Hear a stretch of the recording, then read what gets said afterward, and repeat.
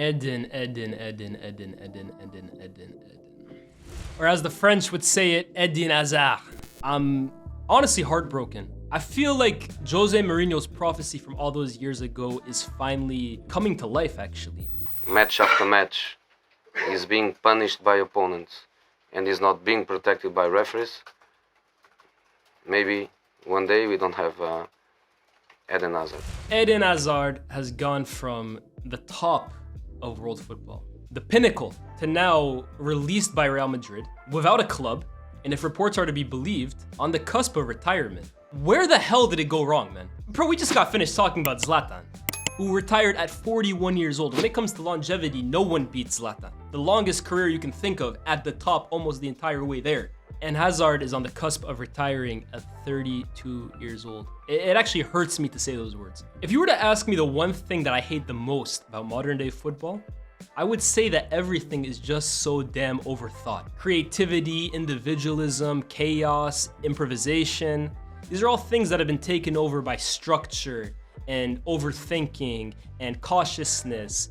To be honest with you, I blame Pep more than anyone, but we'll leave that for a totally different video. And trust me, I'll get into all of that. But anyways, everything that I believe at our very core football fans enjoy the sport for, nobody epitomized that in the Premier League for 7 years more than Eden Hazard. Honestly, watching Eden Hazard through his 7 years in the Premier League was a joy. And I say that as a United fan. But I was genuinely watching Chelsea games, tuning into their games, solely to watch the show that this guy was putting on week after week after week. And again, that comes from a United fan. This guy terrorized us. People will talk about Aguero and Salah and Drogba and their goal-scoring records that they had against Man United, but nobody made me shit myself more as a Man United fan than Eden Hazard. Nobody. But that right there sums up Hazard to perfection. It was never about the goals for him, even though, to be honest, in 5 of his 7 seasons here, he broke double-digit goal scoring. And it was never about the assists either, even though he was putting up good creative metrics. What made Hazard so special was the fact that you couldn't box him into statistics. He couldn't be defined by numbers. Rather than that, Hazard actually personified the essence of what it means to be a football fan. Why me and you pay our hard-earned money to go to a stadium, sit down, and watch football. It's to be entertained, guys. And in his 7 years in England, nobody entertained harder than Eden. But honestly, that's where a bit of the myths surrounding Hazard kind of rear their ugly and, in my opinion, imaginary heads. People on Twitter will go and tell you that this guy was nothing more than a glorified Saint-Maximin or the Belgian Adel Tarabt or Ben Arfa. But that couldn't be further from the truth. Anyone doubting this guy's effectiveness and his ability to single-handedly win matches for his team should not be taken seriously, and I mean that as respectfully as possible.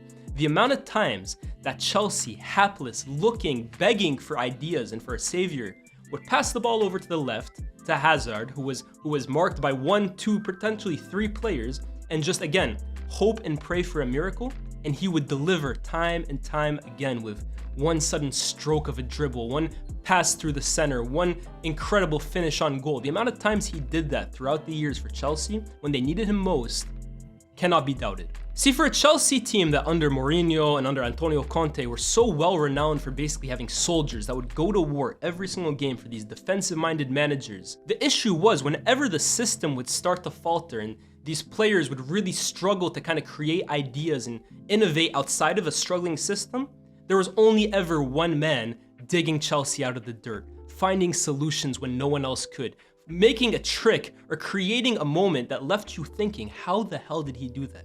It was consistently Eden Hazard. And the proof's in the puddings, the goals, the assists, the moments, and the silverware as well. A PFA Player of the Year, countless Chelsea Players of the Year, a Premier League title, 2 of them in fact, an FA Cup, a League Cup, a Europa League. All of that came off the back of Eden Hazard brilliance. I want you guys to think about this as well. How many players, not just in the Premier League, in general, can you think of that have had, in my opinion, the honor of basically giving a one-man, man-mark job? How many players can you think of?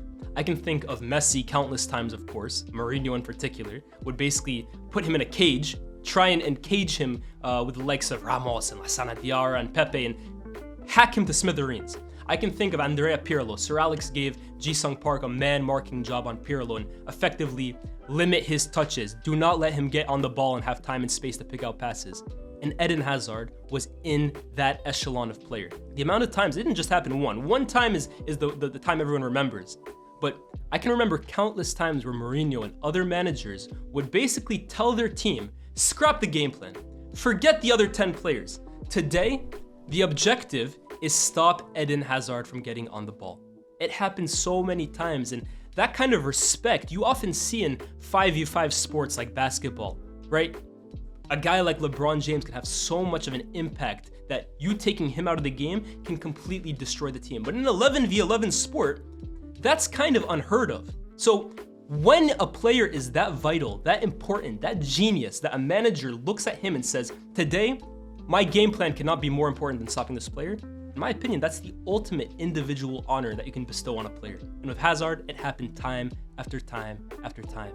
I can think of so many brilliant Eden Hazard moments, honestly. The run that was just dazzling against Arsenal, where his low center of gravity and his balance and his ability to shake off defenders was on full effect against Arsenal that day. I mean, everyone remembers Francis Coquelin effectively just bouncing off of him, but those were, again, those match-winning moments for a Chelsea team that, although they would win league titles, realistically in crunch time, they were looking at one man to save their bacon, Eden Hazard. I remember in 2014-15, everyone remembers the great start Chelsea had that season, but around December, January time, Jose Mourinho kind of shifted his mentality and kind of adopted a more defensive-first mentality at Chelsea. Let's really win games 1-0, 2-1, and get out of there and get the 3 points. And people talk about Diego Costa that season. People talk about Fabregas that season. Even Willian had big moments that season. But that second half of the year, it was Eden Hazard. It was him running the show for Chelsea, getting them over the finish line, and landing their first league title since 2010. I remember the amazing solo goal against Liverpool. Of course, how could you forget it? Kind of coming in off the right, really, which wasn't even his preferred side. He usually did his best work off the left, but again, off the right, cutting and turning and twisting defenders inside out and unleashing this ravaging shot into the far corner. Just absolutely individual brilliance. I remember, how can you forget, the goal against West Ham where he really picks up the ball from a position on the pitch where he's effectively useless, right? That far away from goal, with that many defenders in front of him, he is, for most players, ineffective in that area. He's not going to create a goal, but very few geniuses like Eden Hazard can pick up the ball in that position, look up, and again, just weave in and out, leave defenders looking behind them thinking, how the hell did he do that? And then again, unleashing a strike behind the goalkeeper and putting his team up 1-0 when, again, 15 seconds earlier, he was in a position of little to no danger. The goal against City the year they won the league in 2015-16. I mean, the goal in the FA Cup final where it's a penalty, but again, comes from him picking up the ball and just driving his team forward single-handedly until a defender basically had to pull him down.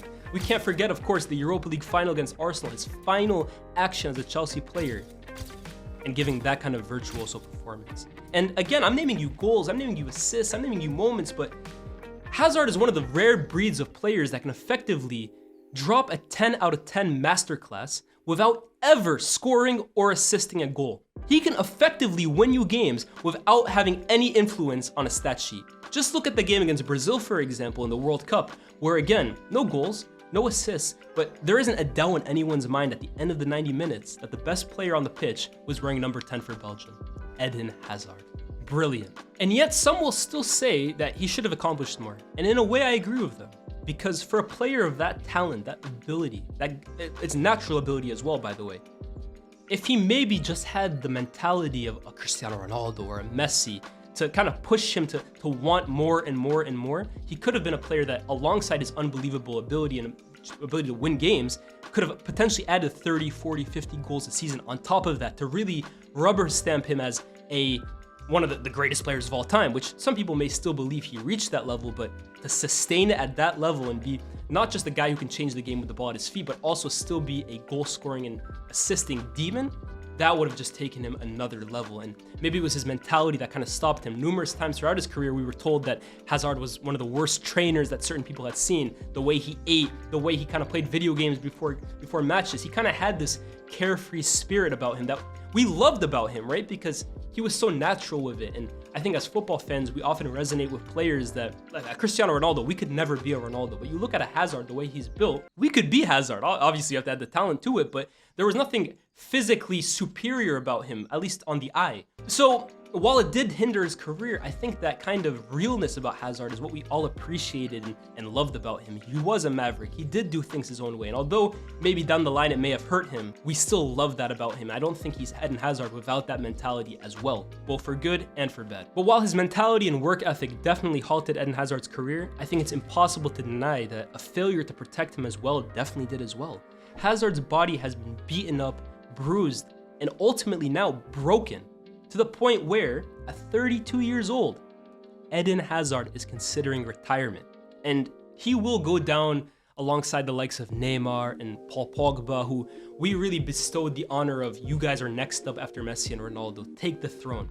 And ultimately, I think we were looking at a throne that is almost untouchable for anyone ever. Messi and Ronaldo hit standards that it's unfair to really expect anybody else to hit. While it is disappointing that the likes of Neymar, Pogba, and Hazard ultimately never reached their level, I think we also have to add context to it in that they still had unbelievable careers. What they did for their countries, what they did for their clubs, the way they brought joy and entertainment. Again, two things that I think sometimes we forget this is what this sport is all about. And although with those three players, you're perhaps left with a sense of what could have been or even what should have been, I believe that regret should never surpass appreciation.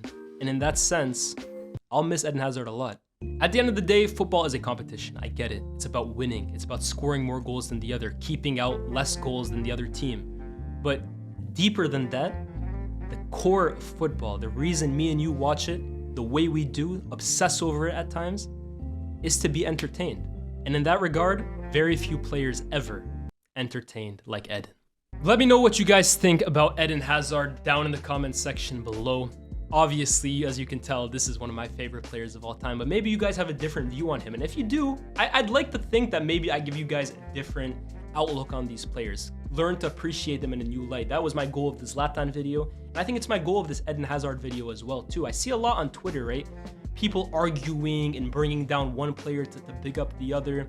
And I can't lie, I'm guilty of that as well at times. But I think when these players retire and bow out and we never get the chance to see them again, I think that's where the sense of regret comes in that, oh, I wish I had appreciated him more in the moment. But with that being said, guys, it's been another video. It's myself, Lyés. Like I said, last video, I'm trying to bring you guys more consistency to this channel, bring you guys more quality content, kind of show the way I view the game and appreciate it in a new light, and try and share it with you guys. So if this is something you're interested in, like, share, subscribe. Guys, all that stuff is free. It costs you absolutely nothing to do. So do all of that stuff. It'll massively impact me, support me. And yeah, this has been another video. We'll see you when we see you. Peace.